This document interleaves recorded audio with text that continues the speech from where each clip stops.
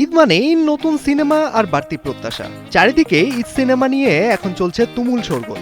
সেই তালিকায় এবার যুক্ত হচ্ছে ভিন্নধর্মী গল্প নিয়ে আসা সিনেমা দম, যার প্রচারণা ঘিরে গুলশানের একটি অভিজাত হোটেলে বসেছিল জমজমাট এক আয়োজন।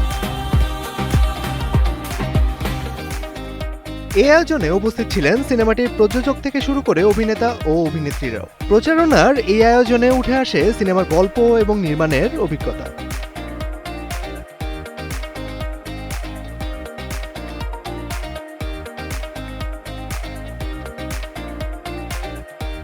সিনেমাটি নির্মাণের যাত্রা ও শুটিংয়ের নানা মুহূর্ত নিয়ে কথা বলেন নির্মাতা রেদওয়ান রনি। পাশাপাশি কাজের চ্যালেঞ্জ ও অভিজ্ঞতাও তুলে ধরেন তিনি। এই সিনেমাটা আসলে দীর্ঘদিন ধরে আসলে দম ধরে রাখার প্রস্তুতির সিনেমা সত্যিকার অর্থে, এবং এটার দম কত দূর এটা ঈদের দিন থেকে সিনেমা হলে আসবে, তারপরে দেখা যাবে। আমি আসলে আমার ছোট্ট করে অনুভূতিটা বলতে চাই যে এটার ইনিশিয়েশনটা কিভাবে হলো। খুবই অদ্ভুত একটা অনুভূতির, মানে এটা আমার নিজের ইন্সপিরেশনের জন্য। মানুষের জীবনে অনেক ঝড়ঝাপটা আসে, আমরা জানি, মানুষ অনেক প্রতিকূল পরিস্থিতির মধ্যে পড়ে, কিন্তু একটা মানুষের মানসিক শক্তি কত বিচিত্র এবং কত স্ট্রং হতে পারে, কত দমদার হতে পারে যে সেখান থেকে আসলে মানুষ বেঁচে ফিরে।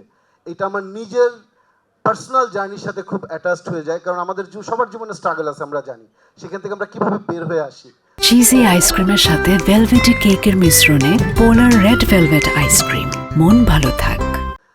তো উনার সাথে আমার বাসায় আমরা দীর্ঘদিন আলাপ করেছি। উনি যখন আমাকে সামনাসামনি গল্প বলছিলেন তখন বারবার উনি কাঁদছিলেন এবং গল্প বলছিলেন, এবং ওই সময়টা আমার জন্য আমার বারবার মনে পড়ে। যতবার স্ক্রিপ্ট নিয়ে কাজ করেছি ততবার এটা মনে পড়ে। এরপরে সত্যিকার অর্থে খুবই অদ্ভুত বিষয়, উনি একটা ডায়েরি গিফট করেন। উনার ওইখান থেকে আসলে এই ডায়েরিটা একটা বড় সূত্রপাত। এই ডায়েরির ভেতরে অনেক কিছু লেখা থাকে, সেটা সব কিছু ডেফিনেটলি ফিল্মে আসবে না, কারণ আমরা আসলে ইন্সপায়ার্ড হয়ে একটা চলচ্চিত্রের গল্প লিখি, কিন্তু এটা যে মূল বক্তব্য ওই ডায়েরির ভিতরে। হয়তো ডায়েরি কোনোদিন পাবলিশড হবে, উনি যদি অনুমতি দেন বই আকারে পাবলিশড হবে, আপনারা দেখবেন। এটা অসাধারণ একটা ডায়েরি। অভিনেতা আফরান নিশু ও পূজা চেরিও দর্শকদের সঙ্গে ভাগ করে নেন কাজের অভিজ্ঞতা। সঙ্গে তুলে ধরেন শুটিংয়ের কিছু সুন্দর ও স্মরণীয় মুহূর্ত। দম নিয়ে কথা বলতে গেলে খুব ইমোশনাল হয়ে যাবো।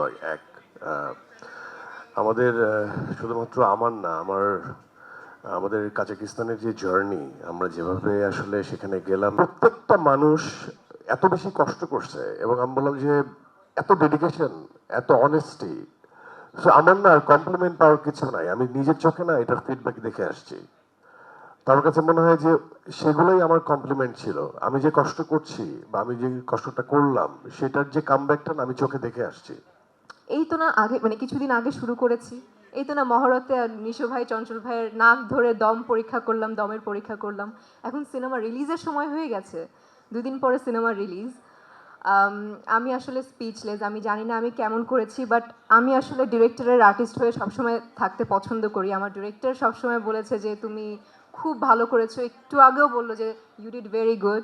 নির্মাতা ও শিল্পীদের মতে দম শুধু বিনোদন নয়, এটি ভিন্নধর্মী একটি গল্প যা পরিবারের সবাইকে নিয়েও উপভোগ করা যাবে। তাদের প্রত্যাশা ঈদে মুক্তির পর দর্শকদের জন্য দম হবে এক দমদার অভিজ্ঞতা। মেজবাউদ্দিন, কালের কণ্ঠ।